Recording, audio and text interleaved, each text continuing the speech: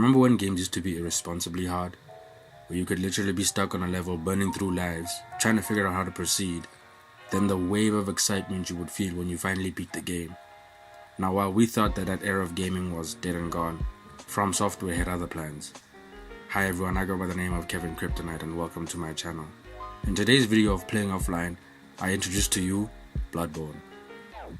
Developed by From Software, a Japanese video game development company, which is known for being the developers of the Soul series, as well as Bloodborne, and as of recent, Sekiro: Shadows Die Twice. The president of the company, Hidetaka Miyazaki, who is also the lead game designer and just the general architect of my pain and misery, with this new entry, saw a change in the usual game mechanics that was found in his Dark Souls series. So in Bloodborne, you take on the role of a hunter, a character which you'll be able to make your own by picking their face, stylizing their hair, and even picking their voice. There are a number of classes you can choose from, such as an assassin, knight, mage, so on and so forth, and these kind of affect your stats based on which class you pick. From then on, you'll be able to progress by putting experience points into the stats that you want improved. The game is set in a Victorian-era Gothic steampunk influenced setting. Your adventure takes place in a great city called Yahrnam, which is known to be able to heal any and all illnesses, and because of that, more and more people flock to the city, but less of them return, and those that do return speak of the horrors that has taken over Yahrnam. As a hunter, your character sets out to find healing in the city and put an end to the darkness that has taken it over. The Soul series are known for its risk-reward mechanics.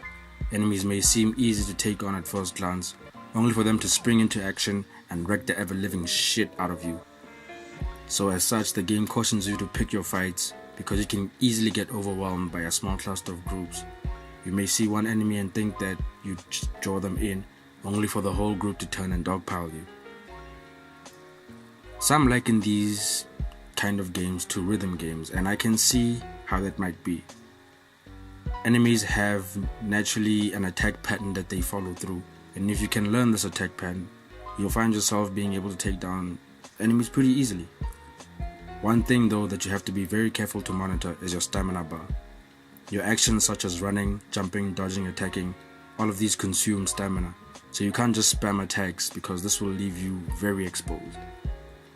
Now with that in mind, you have to figure that you're gonna die a lot, and yes, in the Soulsborne games, you are going to be served the death screen.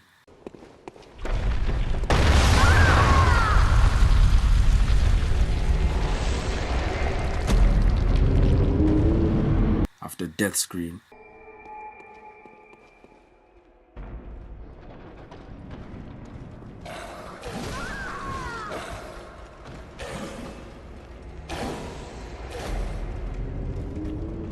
After death screen.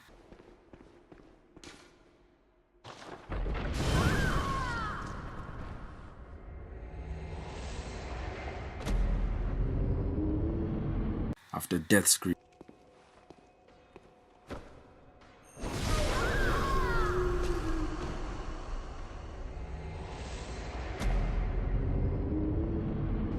After death.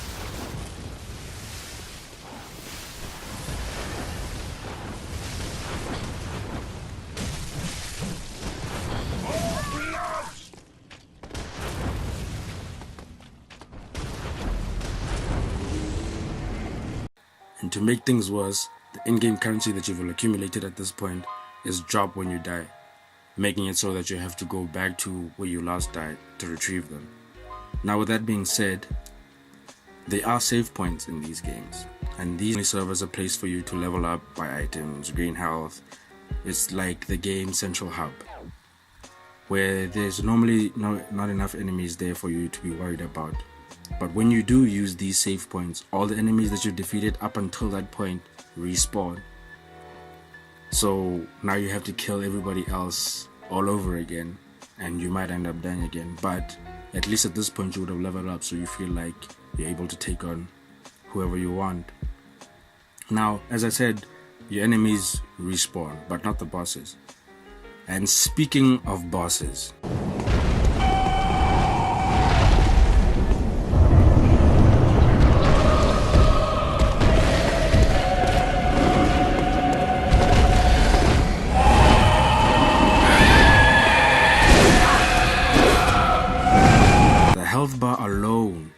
enough to make you want to say nope, turn off your console.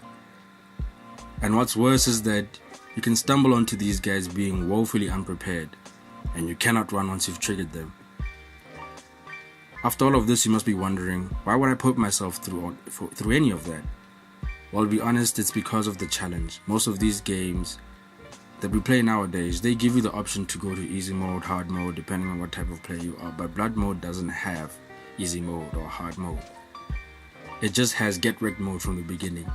Basically, you can't choose which level you want to play at. It's just hard from the onset, making it so that when you do finally beat this game, that you've accomplished something, because these games really are notorious for being that difficult.